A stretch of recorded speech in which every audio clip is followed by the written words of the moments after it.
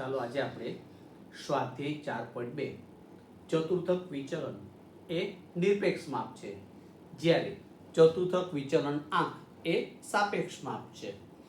આપણે આજે આ ચતુર્થક વિચલનના સાપેક્ષ અને નિરપેક્ષ માપ છે તેના સૂત્ર જોઈએ. સૌપ્રથમ આપણે ચતુર્થક વિચલન તેને સંકેતમાં QD વડે દર્શાવવામાં આવે છે. તેનું સૂત્ર છે Q3 - Q1 એટલે કે ત્રીજો ચતુર્થક માઇનસ પ્રથમ ચતુર્થક છેદમાં 2. ચતુર્થક વિચલનાંક તેનું સૂત્ર છે Q3 - Q1 છેદમાં Q3 + Q1. દરેકના આંક છે તે સાપેક્ષ માપ છે.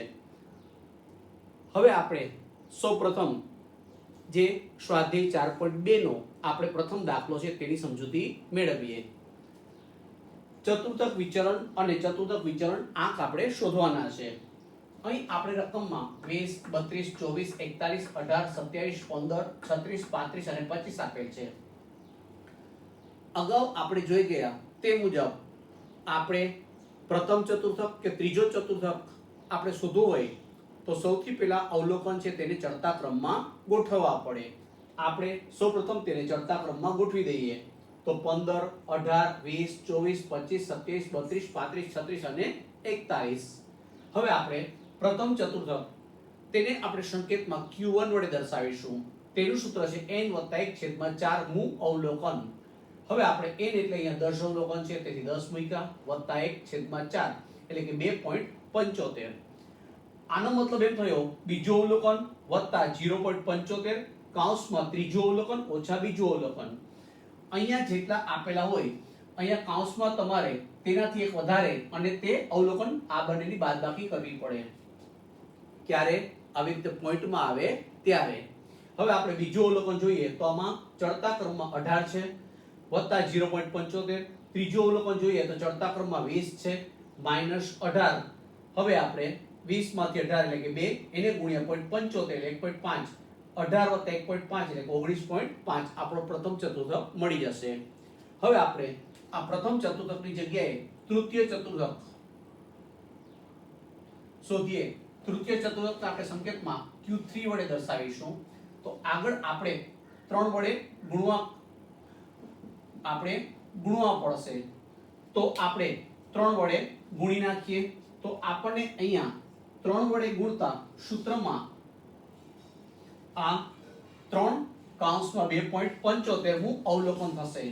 હવે આપણે 3 વડે ગુણી નાખીએ તો 3 વડે ગુણાકાર કરતા આપણને અહીં 8.25 મળે છે.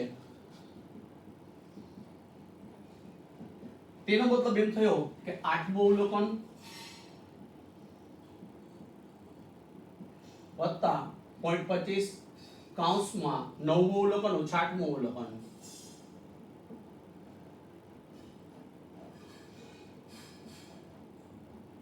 હવે આપણે 8મું અવલોકન ચડતા ક્રમમાં જોઈએ તો 1, 2, 3, 4, 5, 6, 7 અને 8 એટલે કે 35 આવશે વત્તા 0.25 કૌંસમાં આ 9મું અવલોકન 36 -35. હવે આપણે 35 વત્તા 0.25 આવશે 35.25 ગુણ્યા એટલે કે 0.25 એટલે આપણને 35.25 છે તે આપણને Q3 મળી જશે. તો સૌપ્રથમ આપણે ચતુર્થક વિચલનાંક કે ચતુર્થક વિચલન આંક શોધવા માટે Q1 અને Q3 શોધવા પડે. હવે આપણે બંને શોધી લીધા બાદ તેમાં કિંમત મૂકીએ તો હવે આપણે આ બંને જવાબ છે તેની કિંમત મૂકી દેતા આ રીતે આપણને જવાબ મળશે.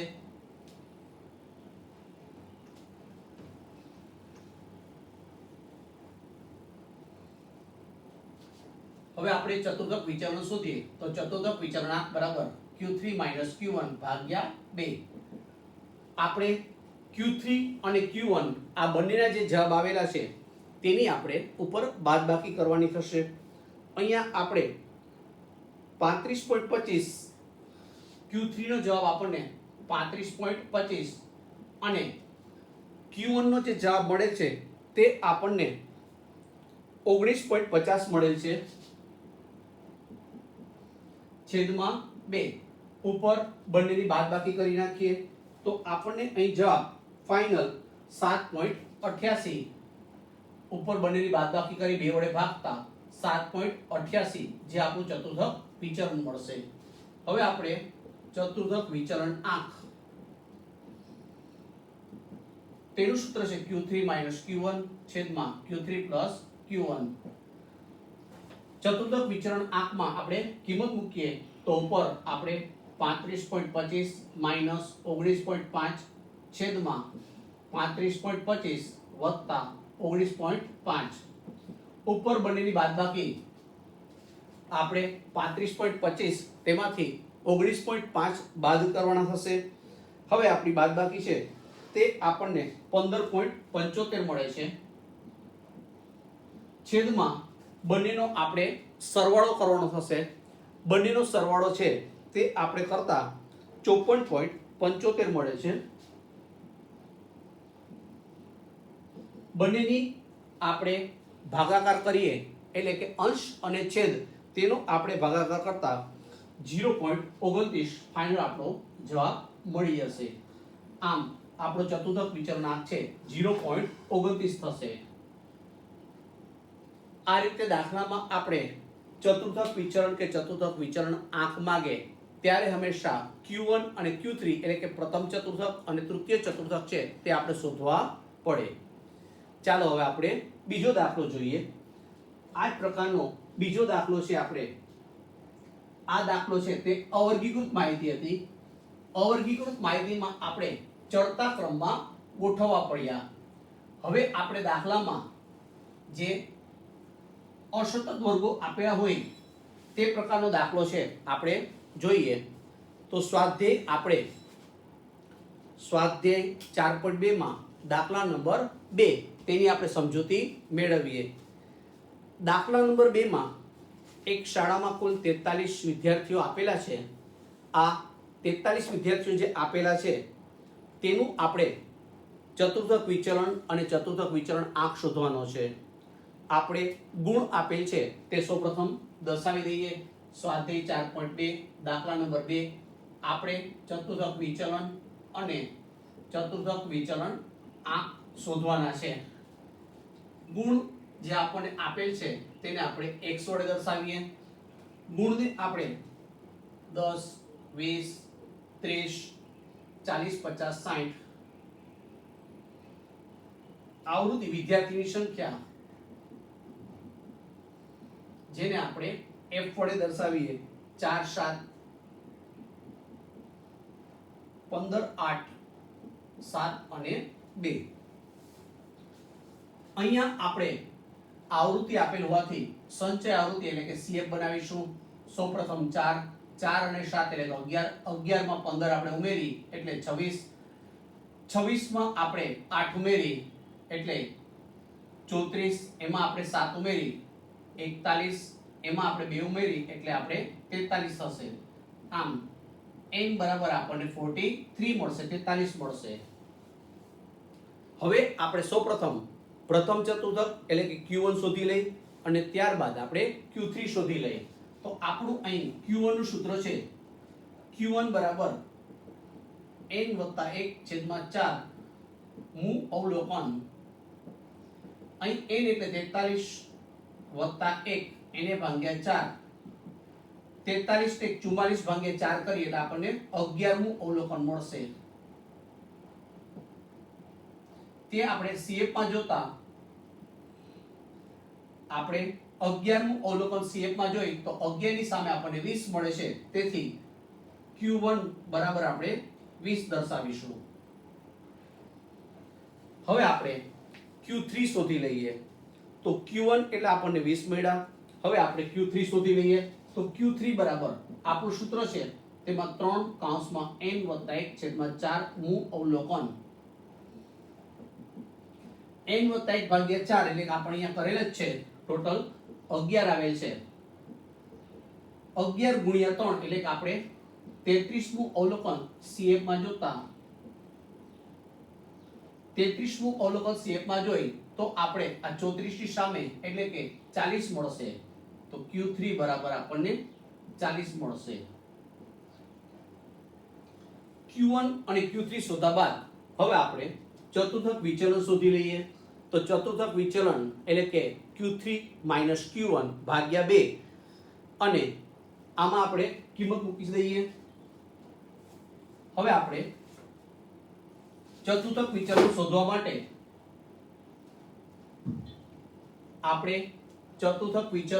શોધવા માટે સૂત્રમાં કિંમત મૂકી દઈએ. તો અહીં ચતુર્થક વિચલન એટલે કે QD એના બરાબર સૂત્ર છે આપણું Q3 Q1 ભાગ્યા 2. અહીં આપણે 40 એમાંથી 20 બાદ કરી ભાગ્યા 2, 40 માંથી 20 બાદ કરી 20 એને ભાગ્યા 2 એટલે આપણને 10 મળશે. હવે આપણે ચતુર્થક વિચલન આંક જે આપણું સાપેક્ષ માપ છે તેનું સૂત્ર છે Q3 Q1 છેદમાં Q3 Q1, 40 ઓછા 20 છેદમાં 40 20, 40 માંથી 20 બાદ કરીએ 20 છેદમાં 60, આપણે 2 ભાગ્યા 6 કરી એટલે કે 0.33 આપણો જવાબ ફાઇનલ મળી જશે.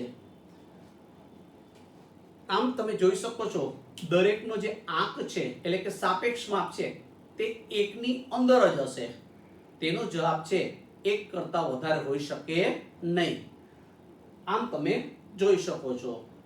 હવે આપણે જે ત્રીજો દાખલો આપેલ છે તેમાં આપણને વર્ગો આપેલા છે. તો સૌપ્રથમ આપણે દાખલા નંબર 3 જોઈએ.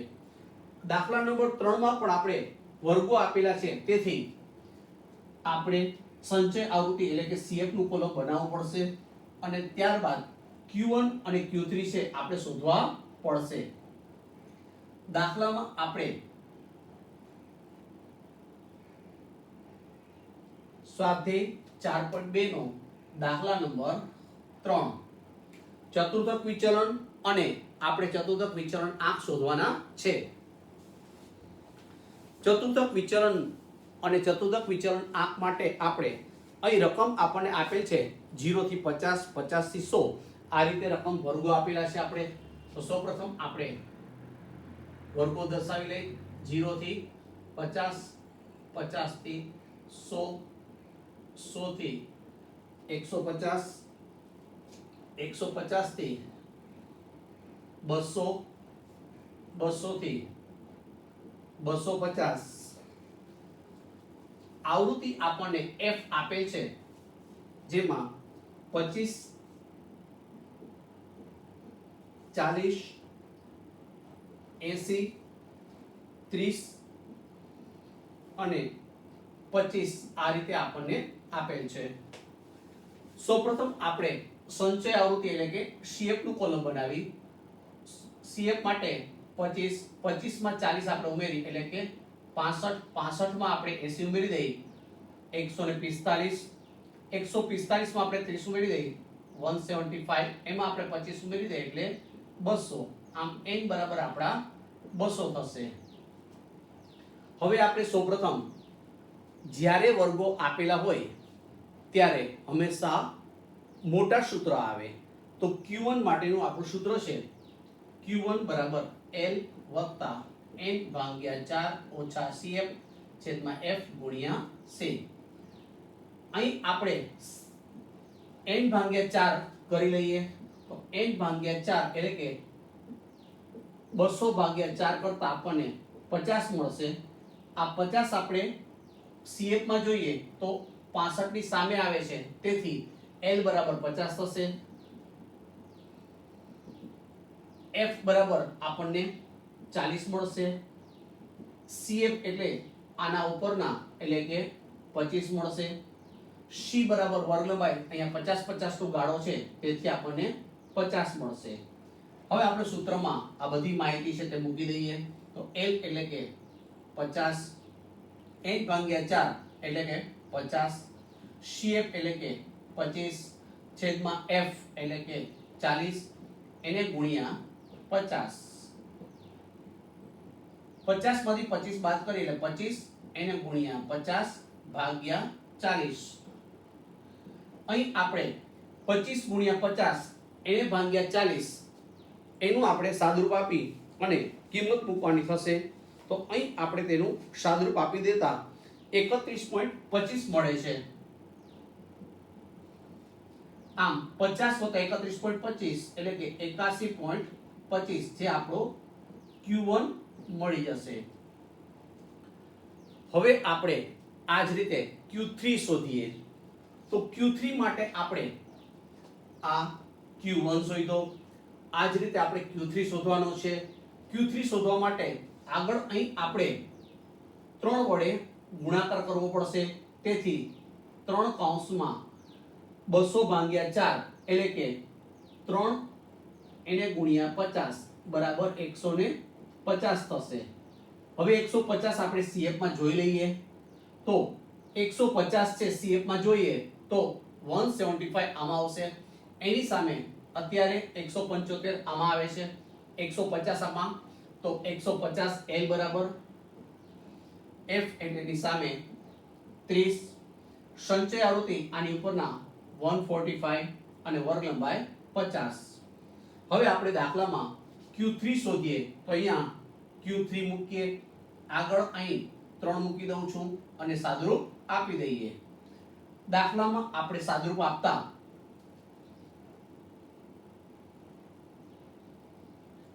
L એટલે 150, 3 કૌંસમાં n ભાગ્યા 4 જે આપણે અહીં સાઈડમાં દર્શાવે છે 150, CF આપણે 145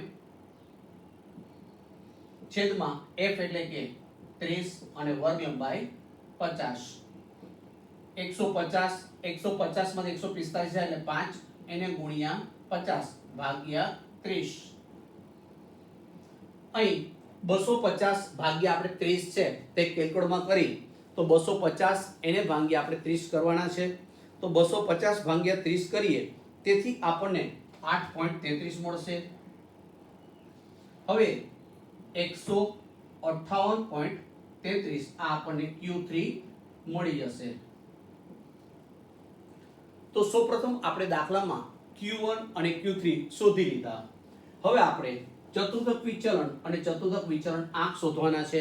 તો આપણે આ સૂત્રમાં કિંમત મૂકી ચવી અને ચવીનો આંક છે તે શોધી શકીએ.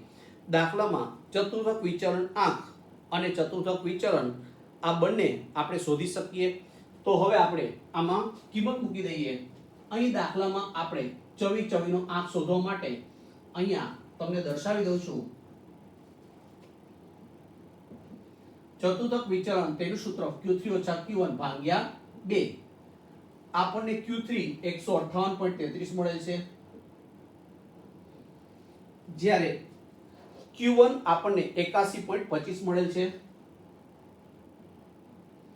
એને ભાગ્યા 2. તેથી આપણું ચતુર્થક વિચલન છે તેનો ફાઇનલ જવાબ છે 38.54 મળશે.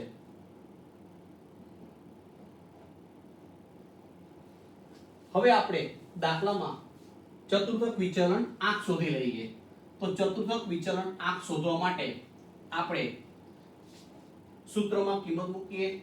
ચતુર્થક વિચલન આંક Q3 - Q1 છેદમાં Q3 + Q1 આપણે 158.33 માઈનસ 81.25 છેદમાં 158.33 વત્તા 81.25 ઉપર માઈનસ કરી નીચે પ્લસ કરી અને આપણે કિંમત 77.08 છેદમાં આપણે બંનેનો સરવાળો કરીએ તો 239.58. હવે બંનેનો ભાગાકાર કરતા આપણને 0.32 મળશે.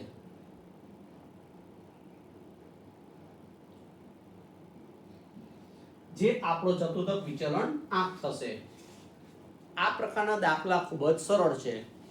અગાઉ આપણે સ્વાધ્યાય 3 માં પણ Q1 અને Q3 શોધતા શીખી ગયા હતા. આ સ્વાધ્યાયમાં તમારે ચતુર્થક વિચલન આંક તેના માટે આ છે તે ખૂબ જ ઉપયોગી સાબિત થશે. હજી પ્રકરણ 6 છે, આના પછીનું જે વિષમતા, તેમાં પણ તમારે Q1, Q2 અને Q3 અથવા મધ્યક, મધ્યસ્થ અને બહુલક તે પણ તમારે શોધવા પડશે.